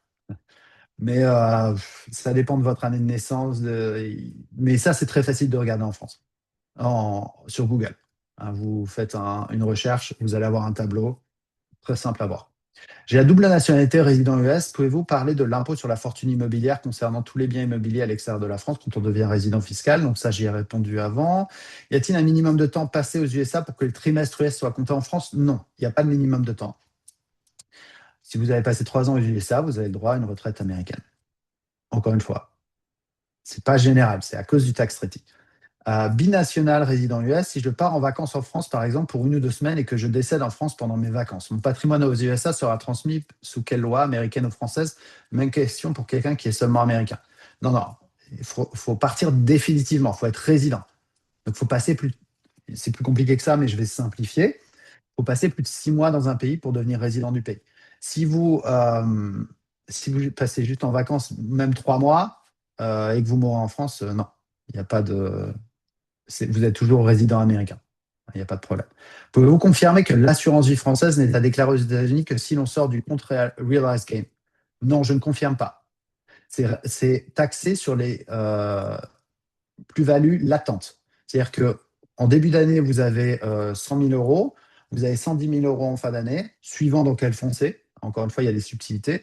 Bah, les 10 000 euros que vous ayez revendus, sorti l'argent, etc., les 10 000 euros, ils sont taxables aux États-Unis à 37%. Et si vous ne l'avez pas fait, il y a des pénalités. Jusqu'à 100% du compte. Donc, il faut faire gaffe. Bonjour Guillaume, je compte rentrer en France en 2027. Je n'aurai pas de revenus en 2026. Je voudrais convertir 100 K de mon traditional IRA sur mon Roth IRA cette année. Je vais devoir payer environ 15 000 dollars d'impôts. Si je fais la conversion une fois installé en France, est-ce que je devrais payer des impôts aussi? Je ne travaillerai pas en 2027. Normalement, non, mais c'est soumis à interprétation. C'est une de ces gray areas.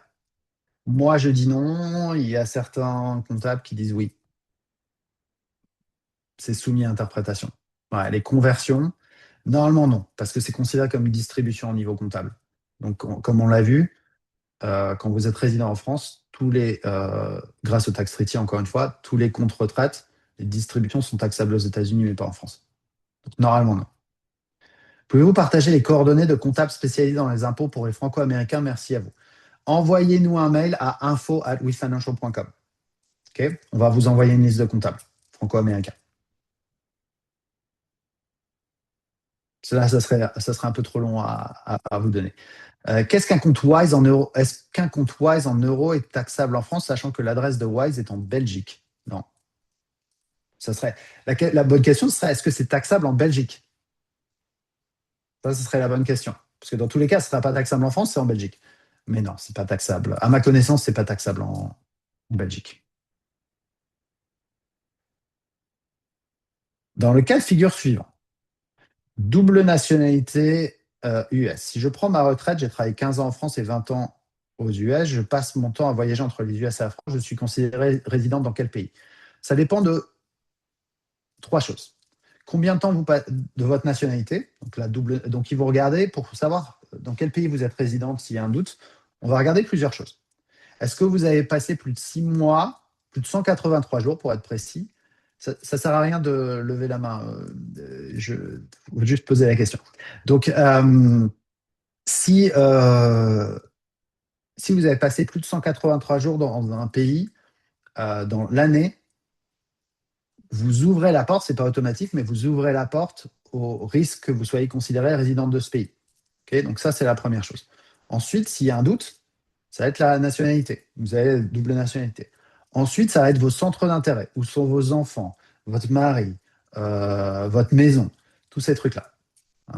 Donc, il y a un moment où c'est presque subjectif. Si vous passez moins de 183 jours dans un pays, c'est sûr que vous n'êtes pas résident de ce pays. Mon conseil, toujours, est de passer plus de 183 jours euh, aux États-Unis. Ou alors, si ce n'est pas le cas, vous pouvez aussi, il faut garder les preuves. Vous pouvez passer 6 mois en France. Vous voulez passer plus de 6 mois en France? Ce que je dis, c'est vous passez 3 mois, vous allez, je sais pas moi, 2 semaines en Belgique, ou en Espagne, ou en Italie, ou juste à côté de la frontière. Et puis, après, donc vous pouvez toujours faire des allers-retours en France. Euh, et puis après, vous revenez en France. Le principal, c'est que vous ne passiez pas trop. Il faut que vous passiez plus de temps dans votre pays où vous voulez être résident. Mon conseil, c'est d'être résident américain pour des questions de transmission du patrimoine, impôts, etc.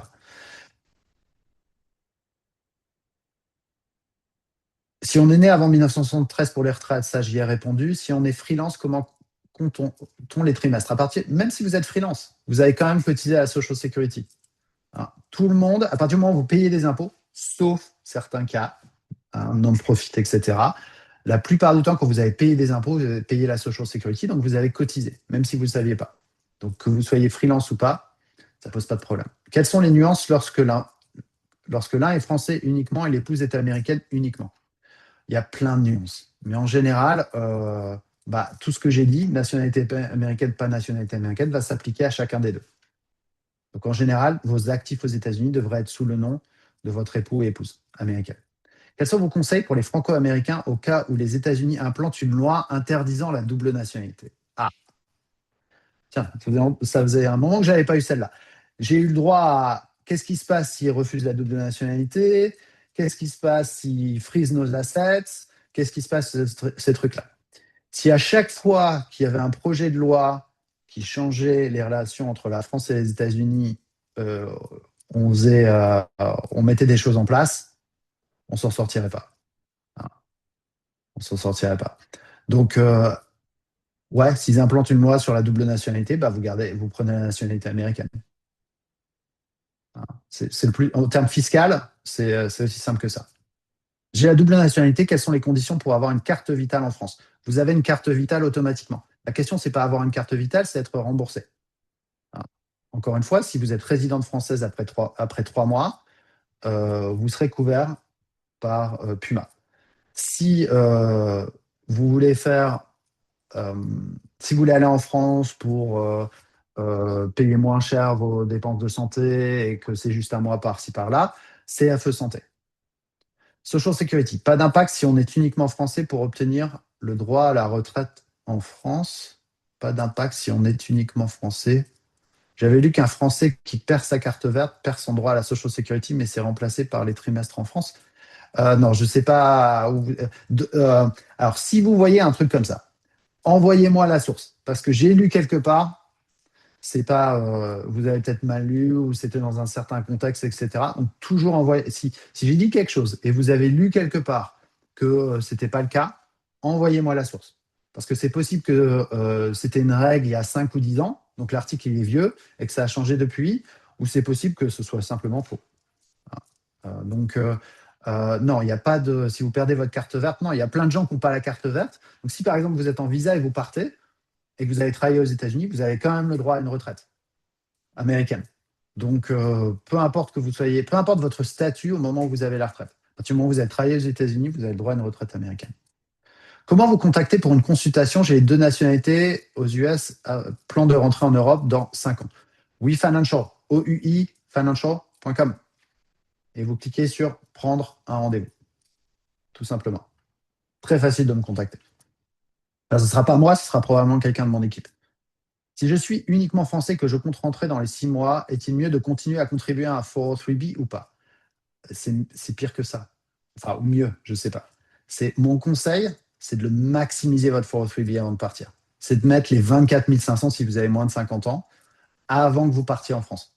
Il n'y a rien qui bat ça. Il n'y a rien qui bat ça. C'est le mieux. Si on a un bien immobilier en Californie, est-il préférable de le vendre ou de le mettre en location lors du départ? Je ne peux pas répondre à cette question. Ça dépend du. C'est quoi le revenu? Hein, souvent, j'ai des clients qui me disent ah oui, oui, mon bien immobilier, je le loue tant, il rembourse mon prêt, donc je fais du profit, etc. Faux. Faux. C'est pas comme ça qu'on calcule un profit sur un bien immobilier. Un bien immobilier, on calcule le profit. Est-ce que si je revendais mon bien et avec l'argent que je récupère et que je le mettais dans un compte sécurisé, est-ce que je ferais mieux que ce que j'ai là ou pas? C'est comme ça que nous, on calcule les conseils, enfin, certains conseillers financiers, pas tous, mais en tout cas, nous, on va calculer ça. On va calculer, ben voilà, vous avez 500 000 dollars dans un bien immobilier. Est-ce que ce bien immobilier vous rapporte plus que 20 000 dollars par an? Si ce n'est pas le cas, c'est pas du tout profitable. C'est pas du tout euh, euh, bénéficiaire. Parce que ces 500 000, ils pourraient être plus liquides et rapporter plus, même de manière sécurisée. 3,5% en court terme, c'est ce qu'on a en ce moment. Donc, ce que je dirais en règle générale, mais encore une fois, c'est au cas par cas, c'est pourquoi s'embêter avec un bien immobilier. Déjà, gérer un bien immobilier quand c'est dans le même pays, c'est chiant. Mais en plus, quand c'est dans un autre pays, en termes de déclaration, de revenus, les locataires qui ne payent pas, les travaux à faire, le décalage horaire, moi, je ne m'embêterais pas avec un bien immobilier. Hein. Mais c'est moi. J'ai déjà une institution qui s'occupe de mes investissements financiers. Pouvez-vous me confirmer qu'ils peuvent continuer à s'en occuper après mon retour en France du moment que je garde une adresse physique aux États-Unis? Non, je ne peux pas confirmer. À voir avec eux. Probablement pas. Probablement pas. Mais ouais, ça dépend de l'institution financière. Si vous me dites l'institution financière, je peux vous donner une idée, mais c'est peu probable. Peu probable. Pour ceux qui n'ont pas envie de prendre la nationalité américaine ou le temps de faire les démarches avant de partir, est-ce qu'il est mieux pour le 401k si moins de 100K dessus? Est-ce que ça vaut le coup de prendre le risque d'ouvrir un Roth IRA avant le départ? Non, ça dépend quand est-ce que vous partez, mais ouvrir un Roth IRA, non, ça sert pas à si c'est pour mettre, si vous partez dans 2 ans, vous allez mettre 14 000 dollars, vous allez vous retrouver un compte aux États-Unis, avec un compte aux États-Unis, bof. Ça dépend de votre âge, mais effectivement, garder un 401k pour 100 000, moins de 100 000 dollars, c'est pas une erreur. Mais si vous avez mieux à faire avec ces 100 000 dollars, pourquoi pas. Merci comme d'hab pour votre présentation. De rien, même si vous répétez en grande partie les mêmes choses, il y a toujours quelques infos super utiles que je ne connaissais pas. Absolument. Je répète, la majorité, 90%, c'est la même chose et il y a toujours 10% ici ou là qui changent chaque année. Mais vous n'êtes pas obligé de revoir la même chose. Alors, double nationalité, nous restons aux États-Unis, mais notre enfant de 18 ans rentre étudier en France. Nous allons devoir transférer des fonds en France. Conséquence, aucune. Zéro. Zéro conséquence. Vous pouvez transférer de l'argent à qui vous voulez. Attention si ça dépasse 19 000 dollars. Pardon. parce que vous pouvez donner à n'importe qui 19 000 $, mais c'est votre enfant, si ça l'aide à habiter, etc., non, il n'y a aucune conséquence. Vous pouvez donner de l'argent. Des conseils sur la vente de biens immobiliers, résidence principale avant un retour en France et comment gérer la plus-value sur la vente. Ouais, plein de conseils. Euh, Est-ce que vous êtes en double nationalité, Emmanuel, ou pas? Dans ce cas-là, est-ce que vous voulez acheter en France ou pas? Nous, on accompagne nos clients quand ils veulent acheter en France. Hein, donc, on fait des financements à 3,7% déductibles des impôts. C'est pas mal, mais ça suppose que vous ayez des actifs sous gestion avec nous. Parce qu'on va emprunter sur vos actifs sous gestion et après, on vous donne le cash et vous achetez quelque chose en France. 3,7%. Ouais, ça vaut le coup. Mais ça dépend. Ouais, la question elle est trop vague. Ça dépend vraiment des chiffres. I plan to move to France late this year or early next one. I would like to schedule a meeting with you to prepare myself. How can I do that? Also, I have a house and a 401k. I'm over 60. Do I have to sell the house and collect the 401k same year or in different years? Probably different years, probablement des années différentes, mais à voir plus en détail. Pour prendre rendez-vous, c'est sur wefinancial.com. Tout simplement, en haut à droite, vous avez un petit bouton. Comment minimiser les prélèvements sociaux sur revenus mobiliers et plus-value de cession américain après retour en France d'un Américain qui déclare en France les dividendes réinvestis d'un plan 529 et les plus-values lors des retraits, les titulaires ou les bénéficiaires? Alors, c'est les titulaires du 529 qui déclarent. Mais normalement, il n'y a pas de prélèvements sociaux sur les revenus mobiliers. Encore une fois, normalement, ce n'est pas taxable en France. Mais encore une fois, soumis à interprétation. J'ai des gens qui disent les prélèvements sociaux, c'est taxable. D'autres qui disent non, c'est pas taxable, c'est compris dans le tax treaty. C'est compris, de mémoire, ça a changé il y a 4 ans. Maintenant, on ne devrait pas vous prélever quoi que ce soit sur les cessions américaines après un retour en France. Si vous êtes américain, pas d'impôt côté français, que des impôts côté US. Et comme c'est des 529, il n'y a pas d'impôt. À partir de quel montant d'actifs globaux conseillez-vous de prendre la nationalité américaine avant le départ? Quelques centaines de milliers de dollars? Est-ce qu'un compte Wise en euros est taxable en France, sachant que l'adresse de Wise est en Belgique pour un citoyen américain? Est-ce qu'un compte Wise en euros est taxable en France, sachant que l'adresse de Wise est en Belgique pour un citoyen américain? Normalement, oui, mais on parle de combien? Le compte Wise, il vous rapporte s'il est en euros, il vous rapporte 2%. Donc, moi, je dirais oui, mais de toute façon, peu importe. Enfin, c'est tellement peu que.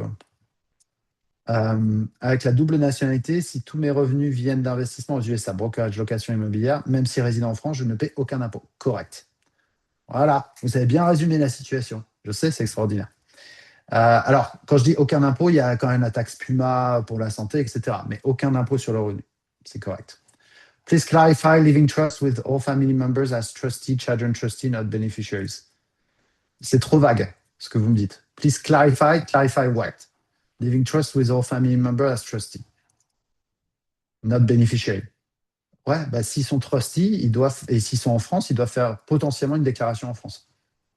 Mais, enfin, donc je vais vous dire, please clarify your question. Parce que là, je ne sais pas quelle est la question. Nous sommes deux retraités binationaux âgés de 75 ans. Retour définitif en France prévu pour l'été 2026. OK, donc cet été, nous avons tous les deux la sécurité sociale américaine. Mon mari a un 401k, une annuité, une petite retraite française. Pour prévoir la taxation en France, nous essayons de savoir si c'est mieux de consulter un CPA ou un conseiller financier aux États-Unis ou en France.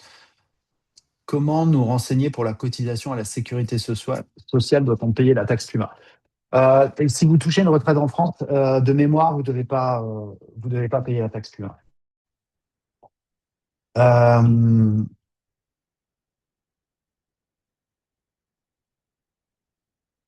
Pour prévoir la taxation en France, c'est mieux de consulter un CPA. Hein, c'est leur job de calculer un CPA franco-américain. C'est leur job de calculer tout ce qui est taxation en France, etc. Hein. Donc, encore une fois, envoyez-nous un email à info@wefinancial.com et puis on vous enverra une liste.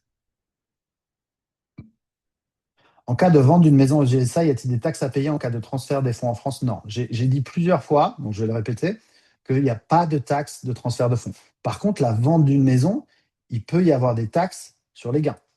Mais le transfert d'argent, quand vous transférez un compte d'une banque à une autre, il n'y a pas d'impôt. Hello, quelles sont les taxes à payer si on est citoyen américain et français résidant en France? Trop vague comme question, Tim.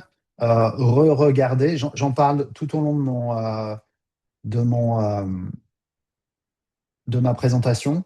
Euh, Ça dépend du type de revenu, ça dépend, est-ce que c'est des revenus en France? Enfin, voilà. J'ai la double nationalité US-France, je réside aux USA, le jeu 6 mois plus un jour. 6 mois moins un jour existe-t-il? Oui. Je voudrais passer plus de temps possible en France, mais je préfère garder mon statut de résident fiscal américain, puis garder ce statut si je reste 6 mois et un jour tous les ans aux USA. Oui, vous pouvez garder ce statut. Mais même si vous restez plus que moins que 6 mois, mais dans ce cas-là, c'est plus dangereux. Dans ce cas-là, il faut faire gaffe. Mais si vous restez par exemple 4 mois aux États-Unis, 3 mois en France, 2 mois en Espagne, 2 mois en Italie, vous êtes considéré quand même résident fiscal américain. Je ne sais pas si ça fait 12 mois en tout, mais enfin, vous voyez le concept. Effectivement, 6 mois aux États-Unis, c'est plus sûr. Do US Bank report wire transfer from Wise dollar account to US bank account? Do US Bank report wire transfer from Wise dollar account to US bank account? Je ne comprends pas la question. Je sais, report. Non, à l'IRS, vous voulez dire, peut-être? Ah oui, ils ont des obligations vis-à-vis de l'IRS, oui. Et vis-à-vis de FinCEN, la lutte anti-blanchiment, etc. J'ai la double nationalité et un HSC, puis j'utilise mon HSC pour mes dépenses médicales en France. Très bonne question. A priori, oui. Très, très bonne question. Ouais, ouais. J'ai entendu dire que oui. J'ai peu de clients qui le font, mais normalement, oui. Et vous avez une carte bleue avec votre HSC que vous pouvez utiliser en France. Absolument. If I sell my house in California a few months after moving back to France, am I at risk of taxes in France on that sale? Bonne question aussi. Non, en général, si vous la vendez avant le 31 décembre de l'année suivante, il n'y aura pas de taxe en France. C'est n'est pas forcément une règle gravée dans le marbre, mais c'est comme ça que la France le considère. Bonne question. Double nationalité. Si je vis de mes rentes américaines en France, est-ce que je dois déclarer en France? Oui. Par exemple, si je paie mes dépenses avec des cartes de crédit que j'habite chez mes parents. À partir du moment où vous recevez de l'argent, des gains, etc., vous devez le déclarer en France. Après, est-ce que ce sera taxable, pas taxable? Vous êtes en double nationalité. Si c'est des gains, ce sera taxable aux États-Unis, mais pas en France. Mais vous devez, à partir du moment où vous êtes résident en France, vous devez déclarer vos revenus mondiaux en France. Toujours.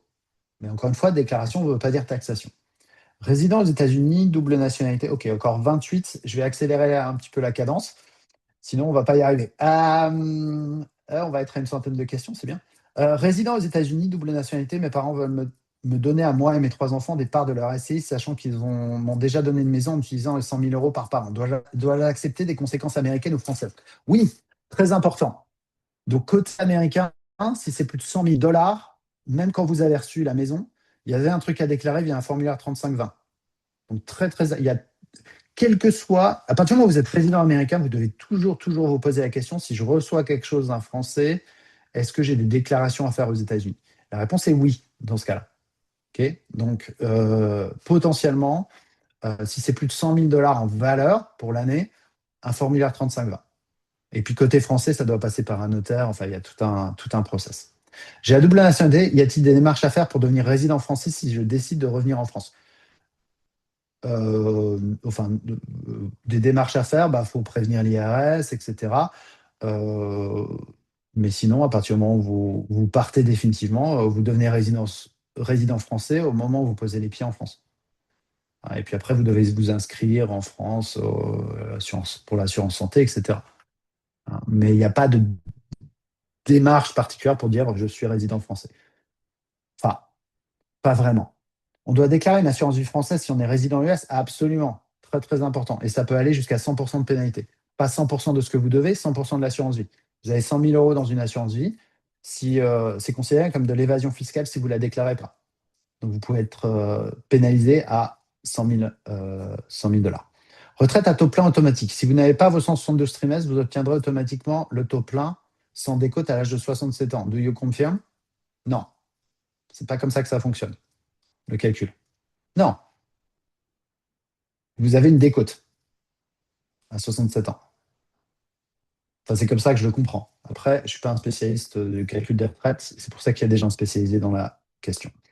J'ai la double nationalité. Je compte vendre ma société américaine puis partir en France. Cependant, je continue à recevoir des paiements de la vente de la société pendant 3 ans. Où devrais-je payer mes impôts sur ce gain? Serait-il plus judicieux de rester aux US 3 ans de plus pour recevoir les gains en étant toujours aux US?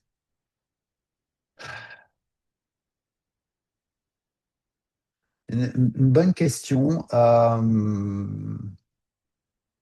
Je demanderai à un comptable, déjà, pour confirmer. Euh, Parce que c'est un. Vous êtes en double nationalité. Ouais. Parce que c'est une vente. C'est pas ce qui compte, c'est pas la réception des paiements. Hein, c'est la vente en elle-même. Donc, comme vous avez vendu quand vous étiez aux US, ça va être soumis aux US. Et même si c'était en France, parce que vous êtes en double nationalité, c'est considéré comme un investissement immobilier. Hein, c'est des parts. Donc, taxable aux États-Unis, mais pas en France. Qu'à mon avis, aucune taxe en France. Mon père est décédé en 2025. Dois-je déclarer la succession aux États-Unis? Ouais. Formulaire 3520, si c'est plus de 100 000 dollars. C'est probablement le cas. Et peu importe que ce soit du cash, de l'immobilier, etc. Donc, ouais, il faut déclarer aux États-Unis. Formulaire 3520. J'ai la double nationalité. Je voudrais rentrer en France, mais je garderai mon télétravail aux États-Unis. Est-ce que je serai imposé dans les deux pays? Vous ne pouvez pas garder votre télétravail aux États-Unis de manière facile. C'est pas comme ça que ça se passe. Souvent, j'ai des clients qui disent, ah bah tiens, particulièrement pendant le Covid, ils disaient, ah bah tiens, je vais aller travailler en France pour pour ma boîte américaine, etc. Non, ça ne fonctionne pas comme ça. À partir du moment où vous travaillez en France, vous êtes soumis à l'URSSAF, vous êtes soumis aux cotisations sociales françaises. Et donc votre boîte, elle a des obligations par rapport en France. Prenez rendez-vous parce qu'il y a plein de trucs à discuter là-dessus. Il va falloir faire une structure juridique en France, auto-entrepreneur, etc., et facturer votre boîte américaine si vous voulez continuer à travailler. Mais vous ne pouvez pas travailler pour une boîte américaine quand vous êtes en France directement sans que la boîte américaine fasse un certain nombre de démarches avec le gouvernement français. Est-ce qu'un héritage assurance vie est taxable quand transféré sur le compte aux US? Si oui, à partir de quel montant? Encore une fois, ce n'est pas le transfert qui compte, c'est la réception. Et non, ce n'est pas taxable. C'est taxable en France, pas aux États-Unis. Voilà. Tout ce qui est transfert, c'est pas ce qui compte. Ce qui compte, c'est quand vous recevez l'argent, que vous le receviez en France ou pas. C'est ça qui compte. J'ai déjà une institution qui s'occupe de mes investissements financiers. Pouvez-vous me confirmer qu'ils peuvent. Ok, donc ça, j'ai déjà répondu. Avec la double nationalité, si tous mes revenus viennent d'investissements aux USA, brokerage, ça, j'y ai répondu aussi. On peut toucher les deux retraites, Social Security aux US et la retraite française? Oui, on peut toucher les deux. J'ai contacté Interactive Broker qui m'a dit que c'était possible pour un franco-américain d'ouvrir un compte aéré avec eux en France avec une adresse française. C'est vrai. Vous pouvez essayer. À ma connaissance, non. J'ai quelqu'un qui a essayé d'ouvrir un rollover aéré chez Interactive Broker et ça n'a pas marché. Mais après, ouais, vous pouvez essayer. Double nationalité en France, ma femme a la double nationalité US et Mexique. Peut-elle faire une donation de tous ses biens immobiliers au Mexique à ses frères et sœurs avant de partir vivre en France pour éviter de payer l'impôt? Je ne suis pas un spécialiste du Mexique. Aucune idée. Ouais, je suis pas, je sais pas. Il faut voir la loi mexicaine. Je suis prof à l'éducation nationale, de retour en France après 30 ans à San Francisco. Je suis franco-américaine. Avec qui puis-je faire le point sur ma retraite en France, donc service public, alors que j'ai cotisé à la Social Security, 401k, à la retraite française, tout en même temps? Caroline Bonnet ou Nouvelle Vie Retraite. Envoyez-moi un mail, je vous enverrai les liens. C'est dans ma présentation, Nouvelle Vie Retraite. Dual citizenship, plan to stay in the US, have trust with French siblings as recipient or said amount. Did I hear you that say they need to make a declaration? Ouais, ils doivent faire une déclaration en France. Un certain nombre de paperasses en France. Ouais. Ils ne seront pas taxés normalement, mais il y a des déclarations à faire en France. Double nationalité pour le 401k seulement. Pouvez-vous préciser le pour et le contre entre garder une adresse physique aux US ou changer pour une adresse française? Si vous changez pour une adresse française, vous prenez le risque. Alors, pour un 401k, il n'y a pas trop de risques. Donc, vous pouvez le faire. Par contre, si le 401k change demain, s'il est chez Fidelity, ils vont chez Empower, ou s'ils vont dans un autre 401k, ils peuvent dire bah, on peut pas gérer parce que vous avez une adresse française. Et là, qu'est-ce que vous faites? Bah, vous pouvez rien faire. Vous êtes obligé de retirer votre 401k et il y a des pénalités, des distributions, etc. Est-il possible de révoquer un irrevocable trust? Nous sommes binationaux US-France. Non. Je ne sais pas qui vous a conseillé de faire un irrevocable trust, mais il y avait zéro raison de faire un irrevocable trust, en général. À moins que vous soyez un très gros patrimoine. Et dans ce cas-là, ça a du sens. Sinon, un irrevocable trust, extrêmement rare qu'on le fasse. Et puis après, ça dépend. Non, mais vous ne pouvez pas révoquer un irrevocable trust, hein, par définition. C'est pas révocable.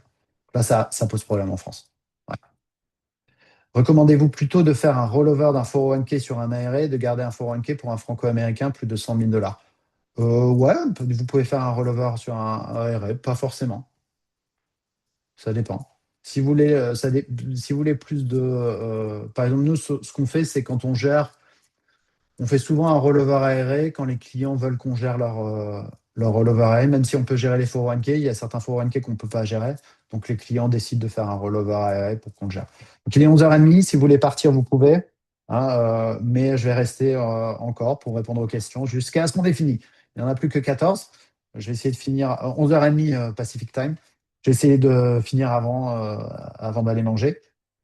Euh, mais je vais continuer à répondre à vos questions. Il n'y a pas de souci. Je regarde juste rapidement. euh, OK, mon prochain meeting. OK. Alors, will you send a link today webinar recording for those of us who could not attend the beginning? Oui, je vais envoyer la présentation et la vidéo sera envoyée à tout le monde. De retour en France depuis un an, est-il trop tard? Transformer mon 401k en ARA alors que j'ai encore gardé une adresse physique et virtuelle aux USA ainsi qu'un numéro de téléphone américain. OK, j'ai eu peur. Ouais, aucun problème. Vous pouvez ouvrir avec votre adresse américaine, vous pouvez ouvrir un rollover ARA, c'est ce que je vous conseille de faire. Double nationalité. Que pensez-vous de l'idée de faire une grande donation de patrimoine aux enfants avant de rentrer en France? Oui, bonne idée.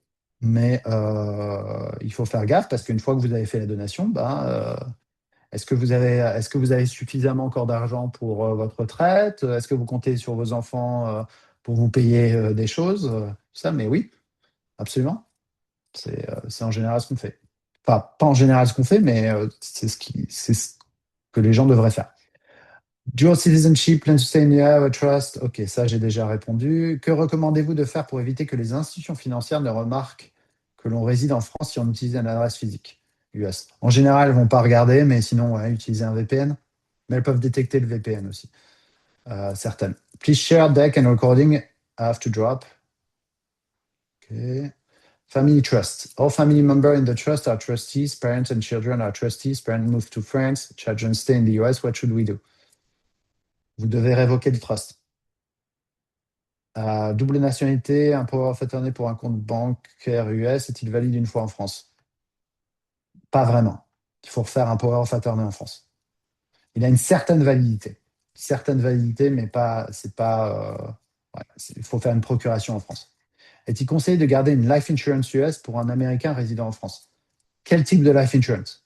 Oui, pourquoi pas? Ça dépend quel type de life insurance, combien c'est, est-ce que c'est vraiment nécessaire d'avoir une life insurance, pourquoi vous l'avez. Enfin, mais oui, absolument. Life insurance, assurance décès, pas assurance vie, assurance décès en France, en général, c'est intéressant. Si j'ai une double nationalité et que je travaille en France sans investissement significatif aux États-Unis, est-il judicieux de conserver la nationalité pour plus tard? Quels sont les désavantages de garder la nationalité américaine en Europe si c'est uniquement comme backup? Le désavantage, c'est que tout ce que vous faites en termes de financier en Europe peut avoir une conséquence aux États-Unis, une conséquence grave. Donc, c'est ça le problème. Recommandez-vous plutôt d'avoir un compte en banque US ou international pour garder des US dollars une fois en France? Pourquoi vous voulez garder des US dollars une fois en France? Vous aurez du mal à trouver un compte international, mais ouais, peu importe. C'est équivalent. Le principal, c'est que ce soit simple à ouvrir et à utiliser. Clarification, on doit déclarer qu'on est bénéficiaire d'une assurance vie même si on ne l'a pas encore touchée. Qu'on est bénéficiaire d'une assurance vie. Non, vous n'avez pas à déclarer que vous êtes bénéficiaire d'une assurance vie. C'est uniquement, vous devez déclarer uniquement quand vous l'avez ou si vous êtes propriétaire d'une assurance vie, pas bénéficiaire. Si on était en double nationalité, je suis en France plus de 3 mois et moins de 6 mois, puis je vais recevoir le PUMA. Non, normalement non, parce que c'est temporaire. Mais je ne suis pas sûr. à creuser. Je n'ai que la nationalité française. Si je me rapatrie en France, est-ce que je rends ma green card? Est-ce que je peux garder mes arrêts brokerage chez Fidelity? Est-ce que mes distributions seront taxées en France? Vos distributions ne seront pas taxées en France.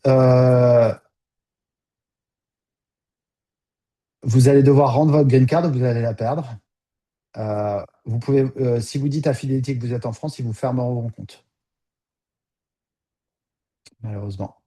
Si l'épouse de mon mari, oh, ok, je sais, Isabelle, je ne sais pas. Si l'épouse de mon mari l'accompagne et qu'elle travaille en télétravail, quelle démarche doit-elle faire? Alors, pareil, pas possible. Encore une fois, qui que vous soyez, si vous travaillez en France, sauf si c'est temporaire, hein, 2 semaines en vacances et vous travaillez en France, on s'en fiche. Si vous êtes résident français et que vous travaillez en France pour une boîte américaine, il y a des démarches à faire, côté français, pour la boîte américaine.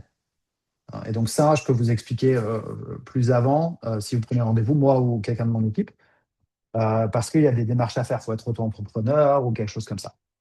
Both dual nationality are the special consideration if one expect to return in France for several 10 to 15 years and then re-return to the US afterward? Non.